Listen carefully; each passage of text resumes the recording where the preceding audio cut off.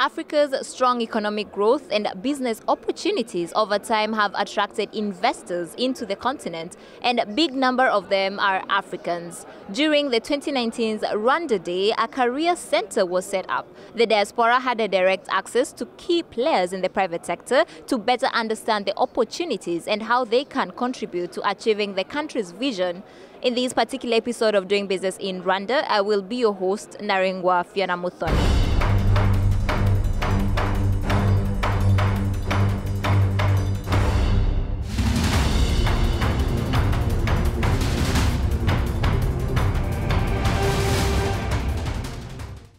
Thousands of Rwandans living in Europe and other parts of the world filled the World Conference Center in Bonn. So much curiosity, excitement, loud cheers, and high expectations filled the room as the President of the Republic of Rwanda made his way to the podium to address them with a key message on unity and encouraging all Rwandans to work together to speed up Rwanda's transformation.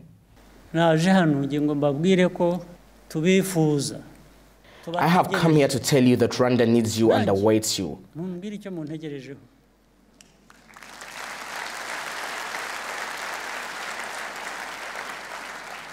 I also await to hear what you expect of me, and more so tell me what I refuse to give you. We look forward to the positive impact you will have. The same way you created a life here is the same way you can contribute to the development of Rwanda from whichever part of the world you are in to speed up the transformation.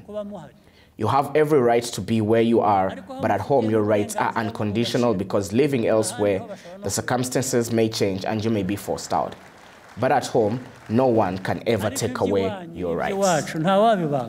The 10th edition of the annual event had a new feature that linked diaspora professionals to 16 organizations seeking talent during the career speed dating session. The diaspora contributes positively, significantly, and robustly to the improvement of real per capita income in Africa.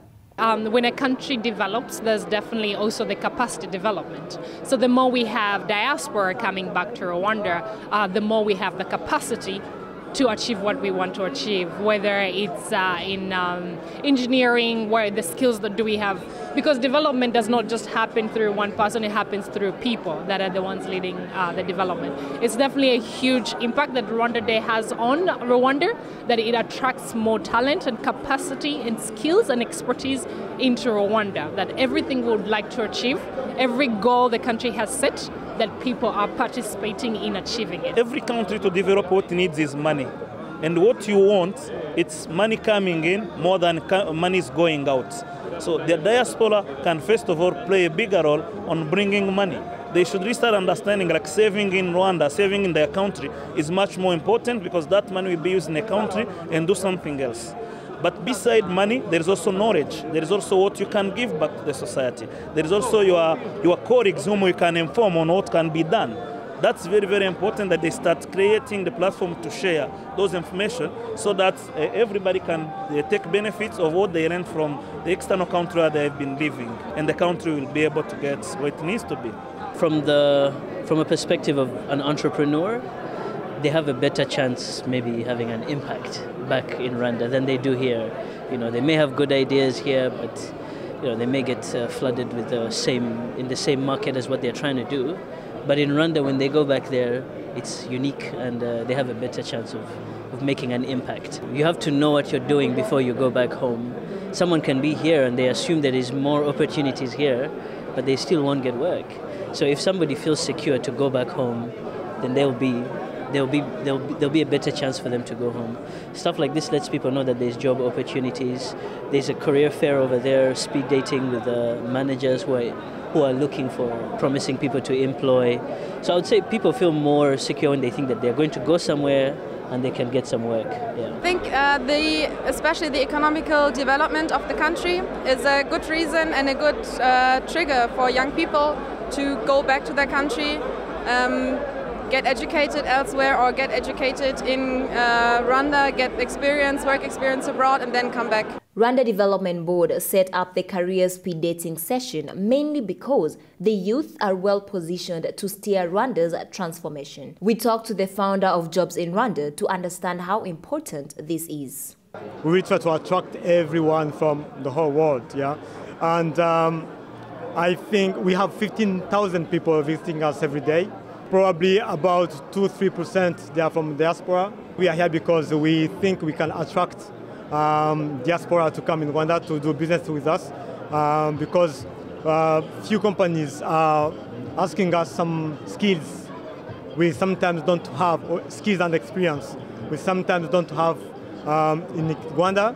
So we come here to attract diaspora colleagues to come back. During the interactions, the diaspora showed profound desire to return back home to Rwanda. We spoke to some organization representatives present during the career speed dating session to understand the conversations. It's really exciting to see how young they are. We have a very good young talented base you can put in, but their concern is they think in Africa people doesn't gain a lot of money. We just try to tell them, like, no, this is just an understanding. It's not what it is. There is what you gain, but there is also what you spend and what you can invest. So we try to let them understand the influence, like how you calculate money, not only looking at how much you get, but what you can do with what you get. I was getting to learn more about what are some of the fears that are stopping Rwanda talent to come back home, and also what are some of the ideal opportunities that they would like to find in Rwanda. And it was great to learn some of their fears, not finding opportunities, not finding someone who orients them, and also getting to learn some of the skills that they really have and matching, who does the matchmaking. I was basically answering most of the questions in terms of how my skills of software development, where can I work, which is the best institution, what is the pay, what is the payment, how much do people get paid as salaries. So those are some of the questions that they've had, and at the Bridge Career Services we've carried out surveys of how much people get paid. So it was very easy to address their fears or address their questions that they have in terms of and getting them excited of some of the projects and initiatives that are in Rwanda. We had a conversation with some of young professionals in the diaspora to better understand their thoughts and future plans. The most thing that also attracted me to come abroad was the education. So it's my duty to develop that education also in my country. Most of the youth that living here in Europe and all of the Rwanda diaspora, they didn't know that's also in Rwanda there are some career opportunities. So they think that living here abroad it's somehow better than living in Rwanda, but I don't think so. So this career opportunity is for them to explain furthermore about the career opportunities which are there in Rwanda, so that not only studying and work here in Europe, so why not returning back to our home and work for our countries. I'm Rwanda patriotic, so I think that's it's my duty after studying. I should go back to my country and work for my country and try to work for my country so that also I can develop it. I think, of course, when you go back, there will always be fears of, can I make it? Is my knowledge about the country, the history, the language good enough? But I don't really have too much fears. I'm just very excited because I'm looking forward to going and having, more experiences in Rwanda. As long as we always stay in touch and everything that we do, and, if it's family, private life, or even work-wise, and you stay connected, you try to connect your businesses, your contacts and everything. And when you have a business of your own, you bring it to Rwanda, you contribute as much socially, also economically. I think as long as we try to stay connected and be together, we can always be part of Rwanda even though we're not there. I'm a student and I'm planning to go to do an internship in Rwanda, maybe next year. I don't have real fears. Everything might be quite new or unusual.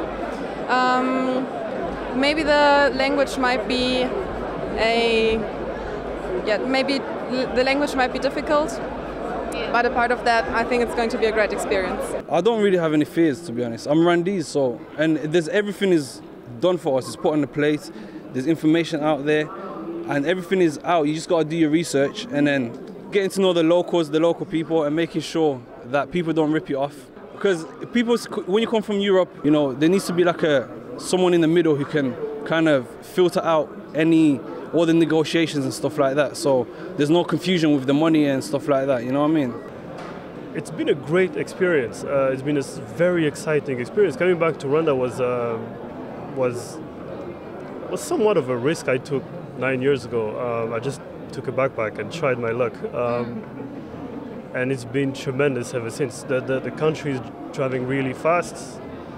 It's changing every day. It's full of opportunities, sometimes some challenges as well, but I think it's a great place for youth, for young people, for young professionals, for everybody who wants to experiment. Is the right time for them to try that. People try to apply their experiences to new ones, but when you come back home and you have ideas of things you want to do, sometimes it works, sometimes it doesn't. The thing is, it's always good to understand context and then to adjust better to whatever you are trying to do. If you understand the context, you may be able to design better solutions. Rwanda has ambitious development plans, and it is not leaving anyone behind. The government, the private sector, and the public are working together to achieve upper middle income status by 2035 and high income status by 2050. In what areas are the key drivers of growth in Rwanda, and is funding a barrier? Working in the mobility sector, that's very promising, you know. The ideas are so many, and we're just getting started to understand. So I would say the mobility sector, somebody is an IT person, somebody who knows how to write code, software developer, that's always a plus when they're coming back to Rwanda. I talked about the journey of Bank of Kigali of becoming a digital bank and setting up our fintech, setting up the digital factory. It takes a lot of knowledge which we really need, which is not yet developed in the country. I look much more of data analysts. I look much more on developers, good developers, people who can build softwares and who can test them in such platform which can facilitate it. That's the area where we're focusing more by now, but it doesn't mean like there is a barrier for all others. People are interested to come and start their own businesses. So with our partnership, the Bridge Career Services with different funding institutions. So that is also a service that we promise that we can offer people that would like to come back and start their own businesses. People are really interested in coming as well and creating opportunities. The only question is funding. Where do we get funding? Me as a banker, I don't even think like the elephant is funding. The elephant is, how do I let people know my project? Do I show them how benefit it is? Because at the world of today, the way we do things in the world, getting money to invest will never be an issue. There was also investors who are going around looking for projects, good projects where they can put money. So we first of all tell them like, no, don't fear. The issue is not funding. The issue is your project, how you understand it, how benefit it is. Because if we can't give it money today, we can also connect you with other people who want places to invest.